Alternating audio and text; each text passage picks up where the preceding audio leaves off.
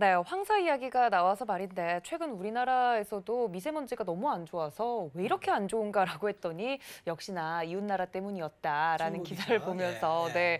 황사 정말 오랜만에 들어보는 단어다라는 생각이 또 한 번 들었는데 그렇다면 이렇게 좀 앞으로 성장성이나 뭐 소비가 자주 일어날 것 같은 섹터군들을 딱 집어넣었다면 그 안에서 또 종목을 골라야 되잖아요, 위원님. 그렇죠. 어떤 종목을 좀 저희 봐야 될까요? 오늘은 이제 포스코를 갖고 왔어요. 네. 포스코는 이제 작년에 우리가 20만 원 이하에서 갖고 있다가 30만 원에 한번 실현을 하고 이제 재진입을 노리고 있는데 네. 뭐 재진입을 해도 되지 않을까? 왜 어. 그러냐면 얘기한 대로 이제 철강, 특히 포스코는 이제 대단히 ROE가 높은 기업이에요. 네. 대체적으로 철강 산업이 그 수지가 안 좋은데 포스코는 그 효율이 좋습니다. 저품위 철광석을 갖고 와서 고품위 열연을 만들어내요. 네. 그러니까 코크스 과정에 포스코가 상당히 경쟁력이 있습니다.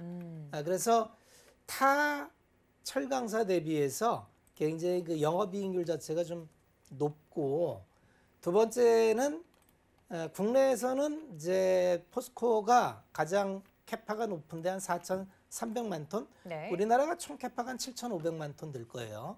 그러니까 우리나라 인구가 이제 1인당 한 1억 톤 쓰니까 우리나라가 5천만이니까 한 5천만 톤 정도가 쓰니까 우리도 수출을 해야 됩니다.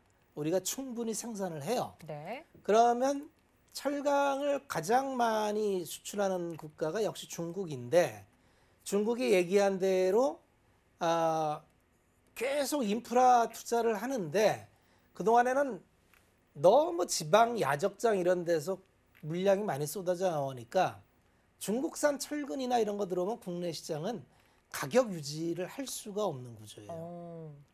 그래서 오로지 중국이 통제를 하는가 안 하는가가 중요했는데 이번에는 제법 통제하는 모습이 나오고, 특히 그 황사, 네. 그다음에 탄소 중립 이런 거를 중국 정부에서 이번 양회에서도 또 한 번 언급을 할 만큼 강화를 시키고 있습니다.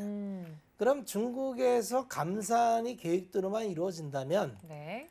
국내 철강업황은 나쁠 일이 없어요. 그렇겠군요. 전후배 산업이 국내에 다 있고, 특히 이제 포스코는 수출도 많이 합니다.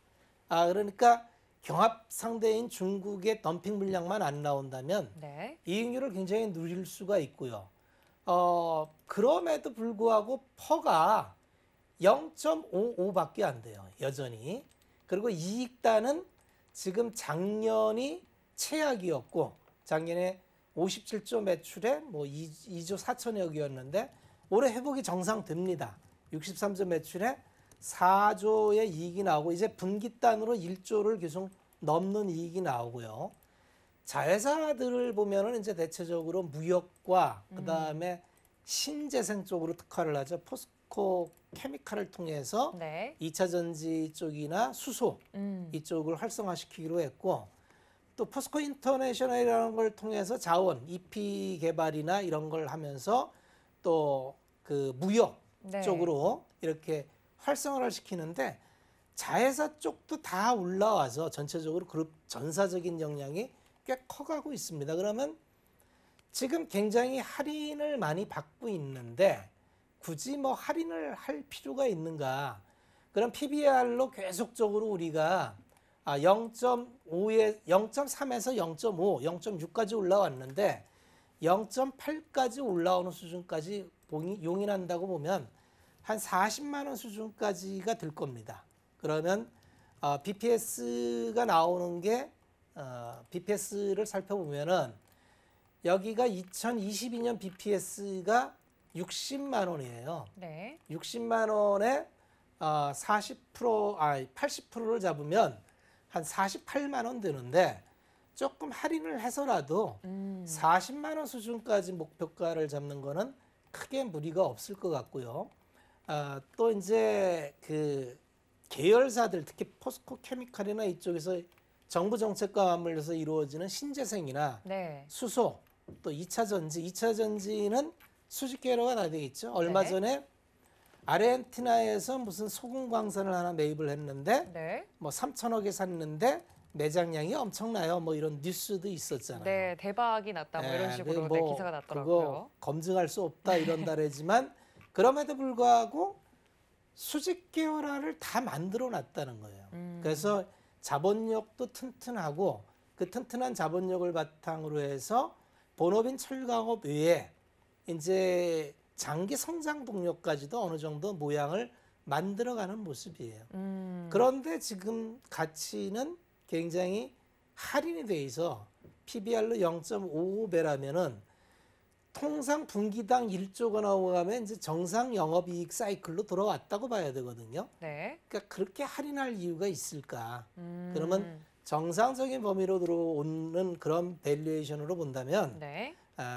그냥 이 가격 수준에서 들어가서 한 40만 원 수준까지는 노려볼 수 있겠다. 그럼 가격 전략이 나오죠. 지금 뭐 한 28만 원 수준에서 들어가서 목표가 40만 원 정도 잡아놓고 네. 손절가를 한 24만 원 수준 잡으면은 뭐 목표가가 조금 좀 빠르지 않을까 이렇게 생각이 듭니다. 알겠습니다. 베스트 스탁으로 이야기를 해주신 오늘의 종목 포스코 이야기를 해주셨는데요.